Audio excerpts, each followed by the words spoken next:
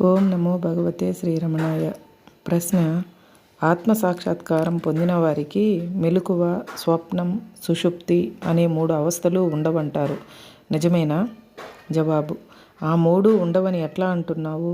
నేను కలగన్నాను, నేను గాఢ నిద్రపోయాను, నేను మేల్కొని ఉన్నాను అని నువ్వు అన్నప్పుడే ఆ 3 స్థితుల్లోనూ నువ్వు ఉన్నట్టేనని ఒప్పుకోవాలి. అంటే ఎల్లప్పుడూ నువ్వు ఉన్నావనే స్పష్టమవుతోంది. ఇప్పుడున్నట్లుంటే నువ్వు జాగ్రత్త అవస్థలో ఉన్నట్టు, స్వప్నావస్థలో ఇది మరుగున పడుతుంది. అట్లాగే సుషుప్తిలో స్వప్నావస్థ మాయమవుతుంది. నువ్వు అప్పుడు ఉన్నావు, ఇప్పుడు ఉన్నావు, ఎప్పుడూ ఉంటావు. ఆ 3 అవస్థలు వస్తుంటాయి, పోతుంటాయి, కానీ నువ్వు మాత్రం ఎప్పుడూ ఉంటావు. ఇదొక సినిమా వంటిది. తెర ఎప్పుడూ ఉండనే ఉంటుంది, కానీ దాని మీద ఎన్నో రకాల బొమ్మలు వస్తుంటాయి, పోతుంటాయి. తెరకి ఏది అంటుకోదు. తెర తెరగానే ఉంటుంది ఎప్పుడు. అట్లాగే ఆ 3 స్థితుల్లోనూ నువ్వు ఆత్మగానే ఉంటావు. ఈ విషయం తెలిస్తే ఆ 3 అవస్థలు నిన్నేమీ ఇబ్బంది పెట్టవు. తెరకి చిత్రాలు అంటుకోనట్టు. తెర మీద ఒక్కొక్కసారి పెద్ద పెద్ద కెరటాలతో మహాసముద్రం కనబడుతుంది, అది పోతుంది. ఇంకోసారి చుట్టూ రేగిపోతున్న మంట కనబడుతుంది, అది పోతుంది. 2 సార్లు తెర అక్కడే ఉంది. నీటి వల్ల తెర తడిసిపోయిందా? మంట వల్ల తెర కాలిపోయిందా? తెరని ఏమీ చేయలేదు.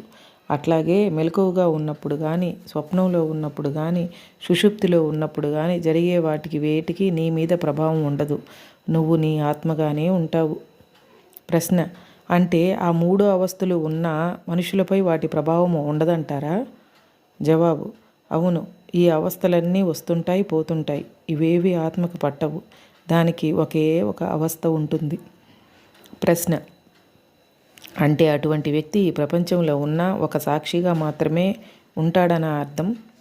అవును. దీనికే పంచదశిలో విద్యారణ్యులు ఒక ఉపమానం ఇస్తారు.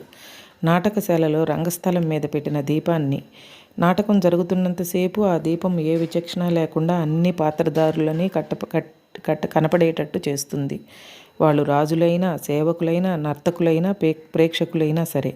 ఆ దీపం నాటక ప్రదర్శనకు ముందు ఉంటుంది, ప్రదర్శన జరుగుతున్నప్పుడు ఉంటుంది, నాటకం ముగిసిన తర్వాత కూడా ఉంటుంది. ఆ విధంగానే లోపలి కాంతి అంటే ఆత్మ అహానికి, బుద్ధికి, స్మృతికి, మనస్సుకి వెలుగునిస్తుంది.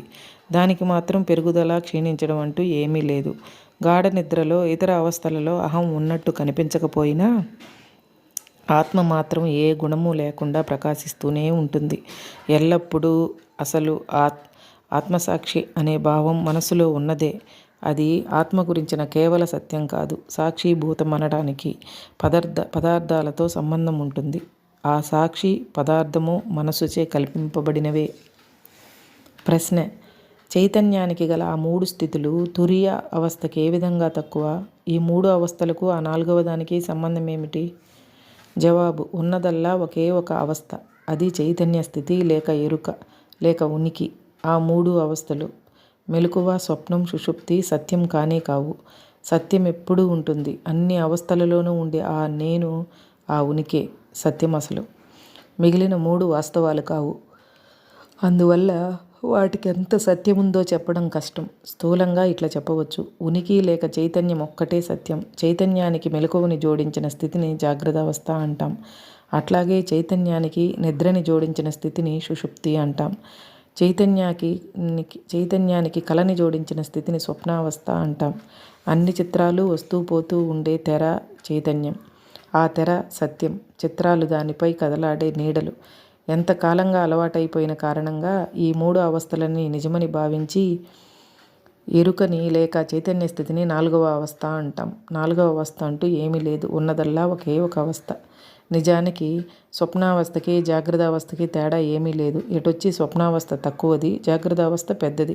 2 మనస్సుకి ఫలితాలే. జాగ్రత్తావస్థ ఎక్కువ కాలం ఉంటుంది కాబట్టి అదే మన నిజస్థితి అని ఊహించుకుంటూ ఉంటాం. అసలు మన నిజస్థితి తురియ అవస్థ, 4వది. అది ఎప్పుడూ ఉంటుంది. దానికి మిగిలిన 3 అవస్థల గురించి తెలియదు. ఆ 3ంటిని అవస్థలు అంటుంటాం కాబట్టి 4వ దాన్ని కూడా తురియావస్థ అంటాం. అది ఒక అవస్థే కానే కాదు. అది ఆత్మ యొక్క నిజస్థితి, సహజ స్థితి. ఇది గ్రహిస్తే తురియ 4వ స్థితి కాదని తెలుస్తుంది. దానిని మిగిలిన 3ంటికి జోడిస్తే 4వది అవుతుంది. అది తురియాతీత స్థితి. హరే రమణ.